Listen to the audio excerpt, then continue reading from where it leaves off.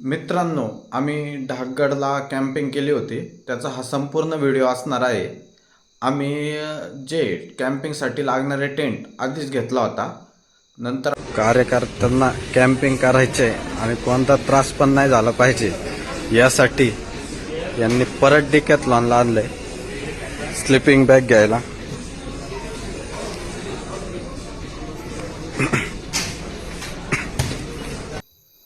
मित्रांनो, आम्ही जेव्हा रात्री ढाकगडच्या बेसला पोचलो तेव्हा तिथे आम्हाला एक व्यक्ती भेटले. ते रायगड ते त्र्यंबकेश्वर पायी प्रवास करत होते. त्यांच्या बरोबर आम्ही चर्चा केली.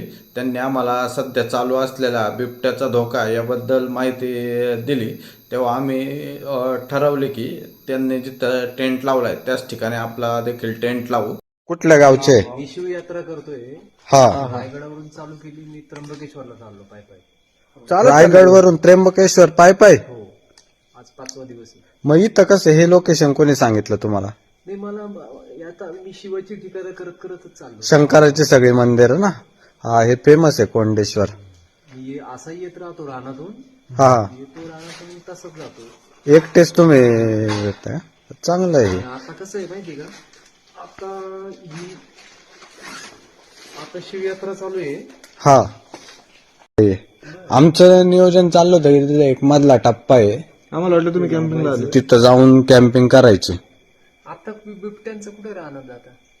म्हणूनच म्हणलं आता मंदिरात आलो आम्ही. हा, इथं झोपा आता, कारण ते काय आता लय बिबटे सुटलेत काहीचे काही. हा ना. आमच्या इकडं पण आता मला पण लय त्रास देतात ते काहीचे काही. आता रात्रीचं आहे ना, पहिले थोडस उशीर चालायचं, पण आता आरडाओरड करतात ते बिबटे ना. हो. आता इथं पाण्याला पहाटे येतील ना ते बिबटे ना. मग इथे पण येतील ना. हा, पाणी प्यायला येते. हा, कारण आता इथं स्टॉक आहे ना. खालून येतील ते, खालून किंवा वरून. जाऊ मग आपला टेंट आहे.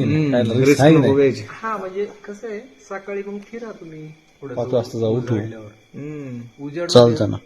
कारण हे रान मग अख्खा आता त्यांचं सुरू झालं आता. हा सगळा पट्टा बिबट्या वाघ त्यांचाच आहे सगळा सर्व. इथपर्यंत कुठपर्यंत, हरिश्चंद्रगडापर्यंत. हा, अभयारण्याचे सगळं. आता रात्रीचे 9:30 वाजलेले आहेत आणि आम्ही कॅम्पिंगसाठी बहिरी या गडाच्या पायथ्याशी आलो होतो.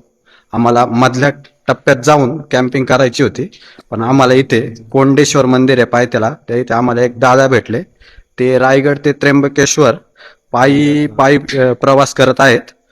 तर त्यांनी आम्हाला सांगितलं की सध्या या भागामध्ये बिबट्याचा खूप वावर आहे, त्यामुळे तुम्ही शक्यतो मंदिराच्या इथेच कॅम्पिंग करा आणि उद्या सकाळी किल्ल्यावरती जावा. त्यामुळे आम्ही सर्वमताने सेफ्टीसाठी मंदिराच्या आवारातच आमचं टेंट लावायचे ठरवलेले आहे.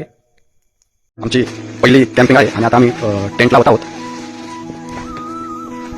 बऱ्याच दिवसापासून आमचं चाललं होतं की कॅम्पिंग करायची. शेवटी आज कॅम्पिंगचा योग आलेला आहे. डिकॅथलॉनमध्ये आम्ही टेंट कसा लावायचा हे एकदा ट्राय करून आलेला आहे. त्याप्रमाणे पहिल्यांदा जो टेंटला जो 2 कागद आहेत त्यापैकी एक जो कागद असतो तो पसरून घेतलेला आहे आणि त्यानंतर ज्या काठ्या आहे टेंट बरोबर येतात ते एकदम सरळ लावून घ्यायचा एकाला एक जोडून.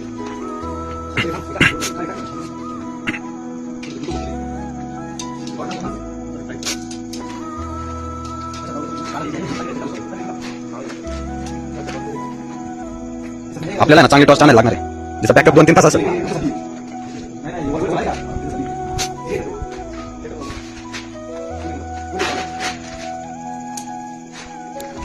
आज तसा बुधवार आहे, पण आमच्यामध्ये सगळेच बिझनेसमॅन असल्यामुळे कोणत्या दिवशी आम्ही फिरायला जाऊ शकतो. आमच्याकडे तो ऍडव्हान्टेज आहे. टेंटचा बेस तयार झालेला आहे, त्याच्यावरती ताटोत्रीचा कागद लावून घ्यायचा आहे.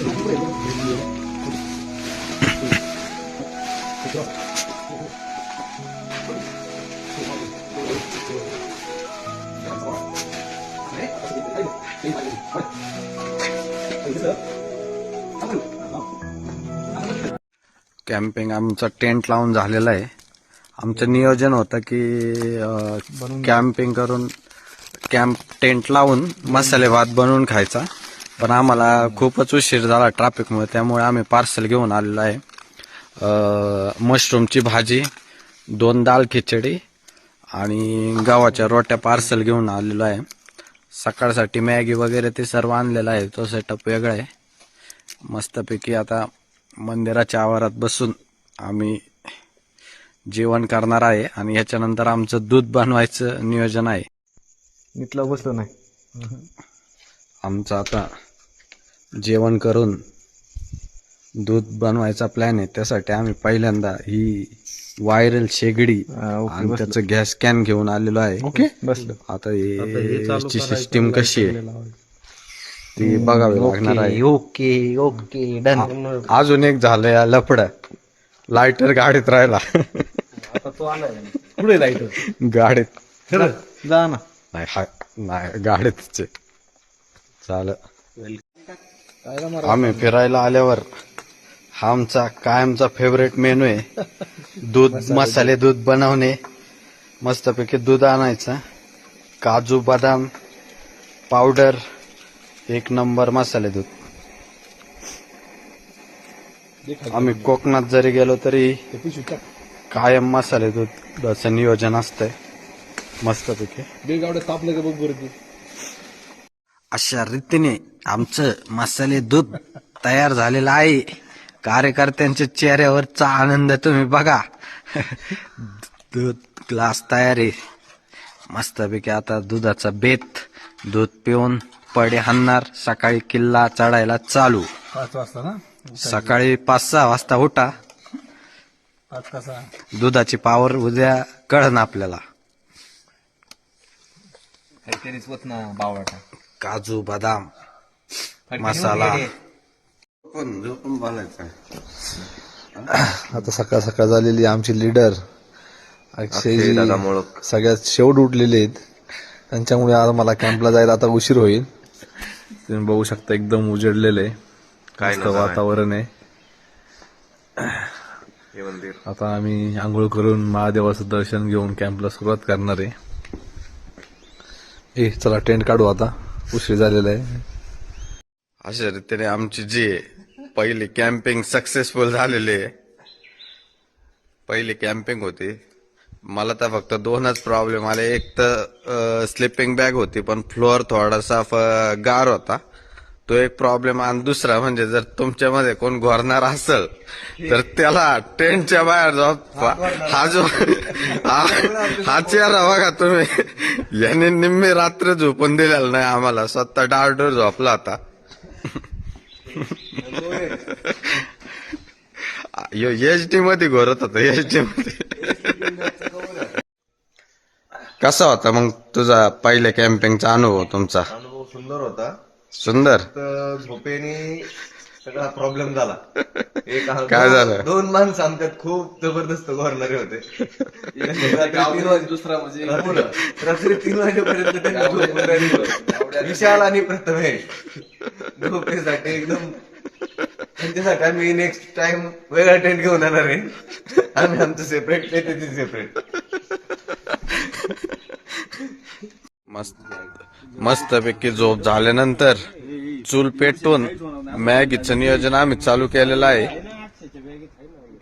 मॅगी खाऊन नंतर कॉफीचं नियोजन आहे. कॉफी पिऊन आम्ही किल्ला चढायला चालू करणार आहे. सगळी मॅगी टाका. सगळी. पाणी उकळले का रे? पाणी उकळले मग पाणीच कमी पडले. पाणी आणून टाकायला. इमर्जन्सी केक तुमच्यासाठी आणला मी. दे चल मस्त सकाळी सकाळी केक खाऊ दे. आयला आपली लाईफ चांगलीच चालली रे. केक, मॅगी, कॉफी, दूध खाता घालचे. आमची मॅगी एकदम मसालेदार मॅगी आता तयार झालेली आहे. साईडला घे मॅगी चल. आणि आता कॉफीचं नियोजन आहे. 5 किलो दूध भरलेलं आहे. घे चल. आणि मी दाखव जरा फोटो व्हिडिओ. आणि याचा नाही ना चेहरा चांगला.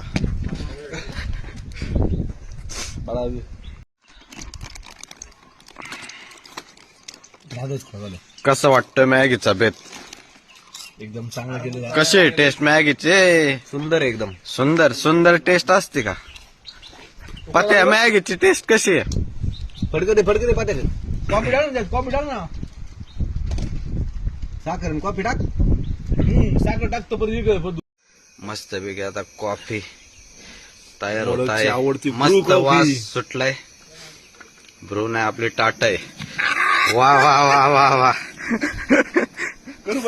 कर ना कर. हे असे नजारे आणि ही कॉफी राहिलेलं काय झालं और क्या चाहिए जिंदगी में. बिबट्याने आपले पप्पे घेतले. घरी यांची लय नाटकं असतात. ट्रेकिंगला आल्यावर असे भांडे धुवायला लागतात. प्रथमेश दादा सुदर्शन दादा Gawade step by step Ankita कन्स्ट्रक्शनचे मालक आणि तिकडे बालाजी कन्स्ट्रक्शनचे मालक. हे असं असं करावं लागतं. आता थोड्या वेळाने कसं आहे असं नजारा. अळा इथं विशाल मोरे सोप्पा विषय कॉफी शिजली नाही उकळली म्हण. तुम्ही कधी कुठल्या किल्ल्यावर किंवा कुठल्या ट्रेकला किंवा दुर्मिळ भागात डोंगरावरती ट्रेकला गेल्यास ही रील सेव्ह करून घ्या. यामध्ये जो हेल्पलाईन नंबर आहे, कधी काही प्रॉब्लेम आला तर या नंबरवर तुम्ही कॉल करून मदत घेऊ शकता. हे महाराष्ट्र माउंटेनियर्स ही संघटना आहे, त्यांच्यातर्फे तुम्हाला मदत केली जाते. आम्ही आता डाकगडाच्या मधल्या टप्प्यात आलेलो आहे. जे लोक ज्यांना ट्रेकची आवड आहे, वेगवेगळे किल्ले करण्याची आवड आहे, ज्यांना म्हणजे प्रवास करण्याची आवड आहे, त्यांनी आपल्या डिक्शनरीमध्ये आपल्या बकेट लिस्टमध्ये डाक बैरी डाकगड हा असलाच पाहिजे असं मला वाटतं. डाक किल्ल्याचं वैशिष्ट्य म्हणजे वरती डोंगर आहे, त्याच्या एका बाजूला डाकगड आहे व इथं फेमस अशी बहिरी लेणी आहे. ती बहिरी लेणी म्हणजे सरळ दगड आहे डोंगराच्या दुसऱ्या बाजूला आणि त्यामध्ये बरोबर मध्ये मधोमध कोरलेली लेणी आहे. अतिशय सुंदर अशी बघण्यासारखी लेणी आहे. त्यामुळे सर्व दुर्गप्रेमींनी हा किल्ला केलाच पाहिजे असे मला वाटते.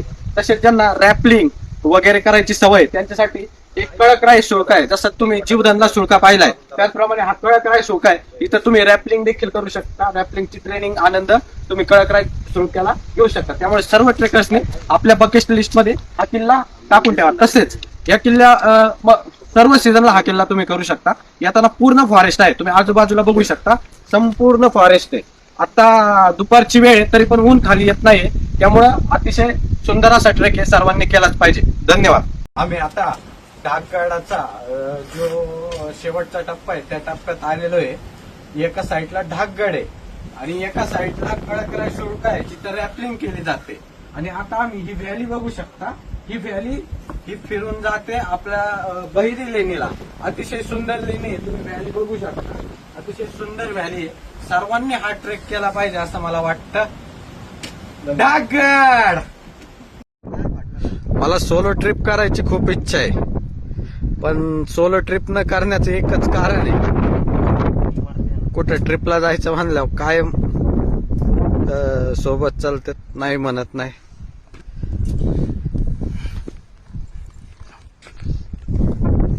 कुठं आलेत बघा, व्ह्यू बघा फक्त तुम्ही.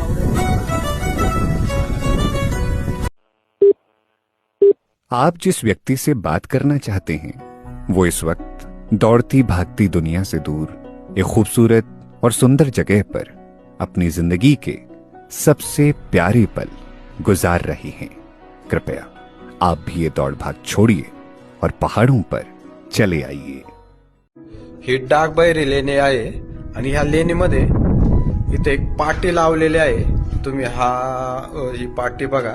इतक्या उंचीवर येऊन देखील तुम्ही ते कचराच करणार असाल तर तुम्ही अजून विचारांनी पायथ्याशीच आहात. अतिशय सुंदर असा हा विचार आहे. इथं खरोखर म्हणजे बाटल्या कचरा वगैरे आहे पडलेला, तर अशा ठिकाणी येऊन शक्यतो कचरा करू नका. आपण जो कचरा आणलाय तो शक्यतो सर्वांनी बरोबर घेऊन जावा.